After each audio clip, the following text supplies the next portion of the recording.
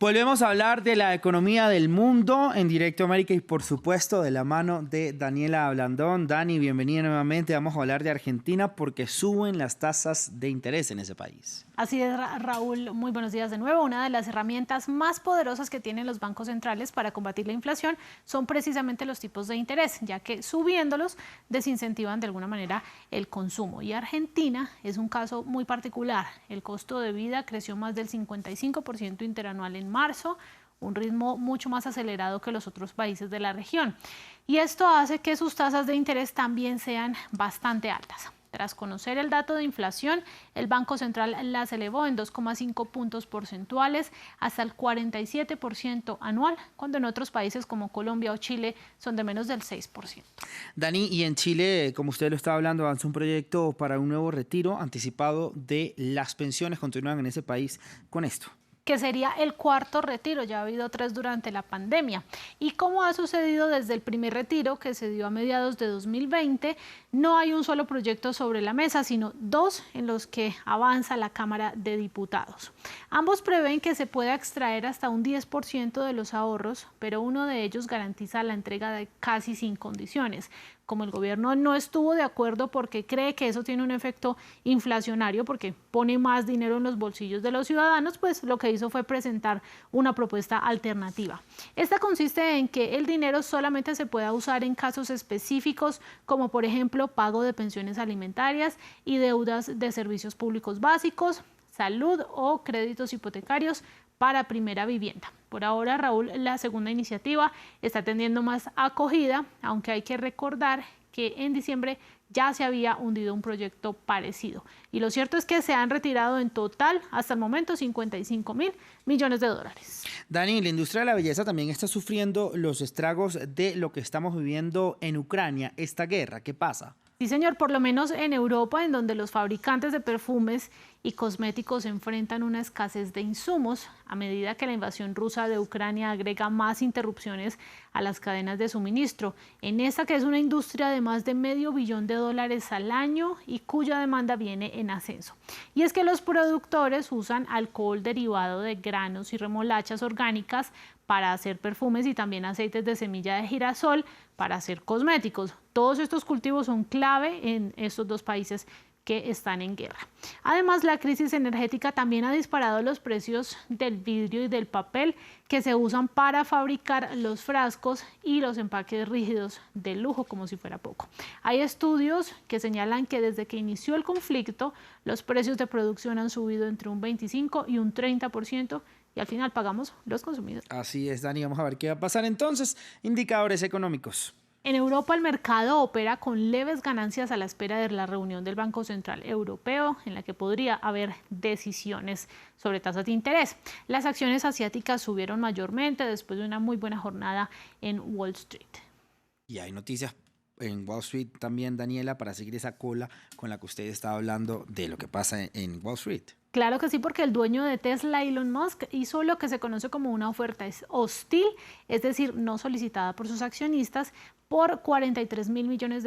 Esto para quedarse con Twitter y sacarla del mercado accionario. El hombre más rico del mundo está ofreciendo un 54% más de lo que vale la empresa este jueves, que es unos $37.000 millones, y la red social pues lo está analizando. $37.000 millones, nada menos. ¿Y la cifra del día cuál es? Pues mire, Raúl, $1 vale hoy 81,5 rublos, y le traigo a colación esta cifra porque si bien es un nivel que se asoma a lo que era antes de que iniciara la pandemia, el rublo está perdiendo fuerza esta semana porque es posible que el gobierno de Vladimir Putin relaje aún más las medidas de control de capital que había impuesto para que no se fugaran los dólares del país. Y es que actualmente un exportador ruso que reciba divisas tiene que venderlas dentro de los 3 días siguientes como una manera de mantenerlas en circulación y así limitar la volatilidad del rublo. Dani, pues quédese con nosotros entonces para analizar este tema, lo que está pasando en Rusia en materia económica. Esto con nuestro segundo invitado del día.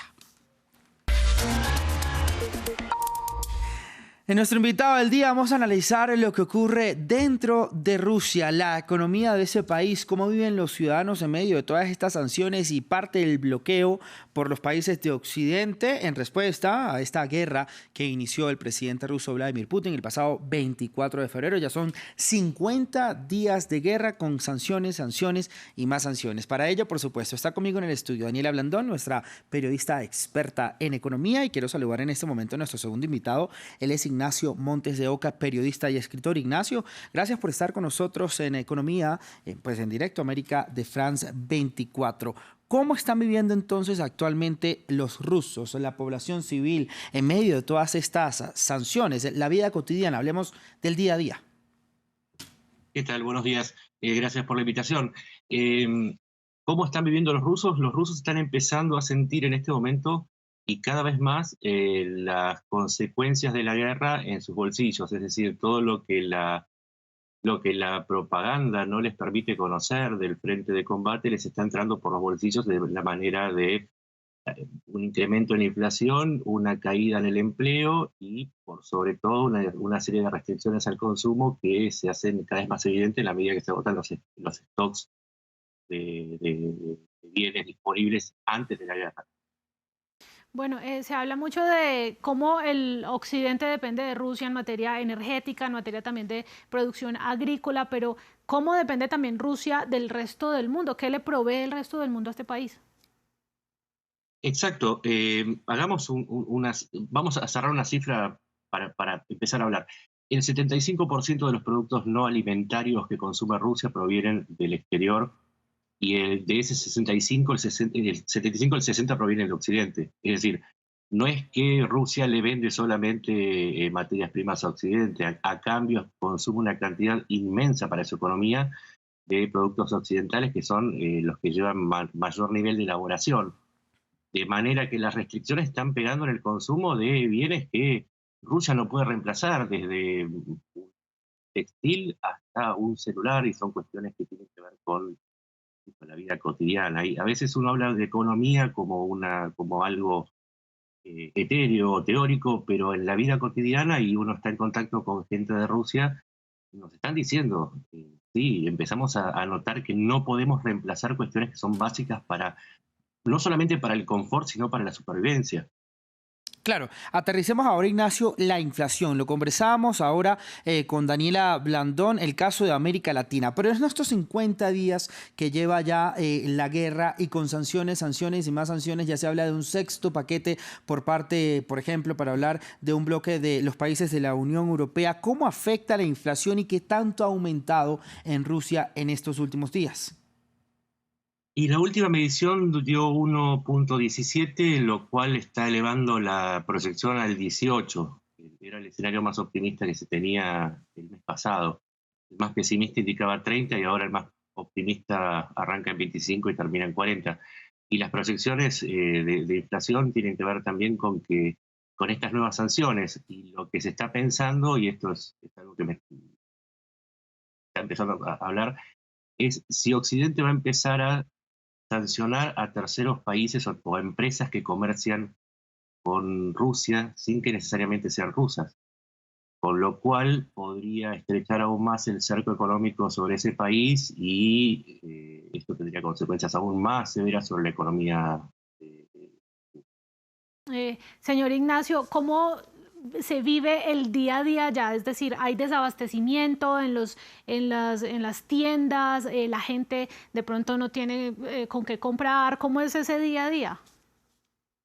Bueno, esto me comentaban que empiezan a faltar productos tan sencillos y como un champú para lavarse el cabello o un repuesto para una computadora. Entonces empieza a haber una alarma y una pérdida de confianza en la economía que, bueno, se vivió en los primeros días cuando hubo una corrida, se retiraron 2.400 millones de dólares del sistema porque la gente se hacía con efectivo, pero también se empezó a vivir en materias primas muy básicas.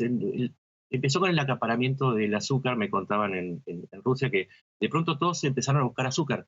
Y ustedes dirán, ¿qué tiene que ver? Bueno, pasa que el azúcar se usa para las conservas, es una costumbre muy, muy rusa, empezó a faltar aceite, porque los rusos dijeron, bueno, si en la cuenca agrícola hay guerra, entonces va a faltar aceite. Entonces, los rusos empiezan a vivir la vida cotidiana con una idea de guerra, de economía de guerra, que está mermando mucho la confianza del consumidor sobre el futuro de la economía. Y esto, al impactar en el día a día, de alguna manera está poniendo un manto de dudas sobre cómo podría llegar a responder la población frente a las medidas internas que está tomando Putin, porque todos sabemos que la economía es una ciencia exacta, pero en última instancia también depende de la confianza que tienen los consumidores y los empresarios sobre la propia economía. Ignacio, también hablamos de un tema muy importante y es del desempleo. ¿Cómo está ahora el desempleo en Rusia? Recordemos que ya son decenas de empresas las que se han retirado del territorio ruso como parte de este boicot de Occidente para tratar de decirle al presidente Vladimir Putin, pues, para la guerra, para que todo vuelva, digamos, a la normalidad en su territorio. ¿Cómo ha afectado este retiro de empresas a las personas que trabajaban en ellas? ¿Qué tanto ha subido a lo mejor el desempleo en Rusia? Eso es muy importante para entender cómo se vive en Rusia. En Rusia el desempleo llegó al 5,9%, que es un nivel que no se vivía desde la guerra de Crimea en el 2014.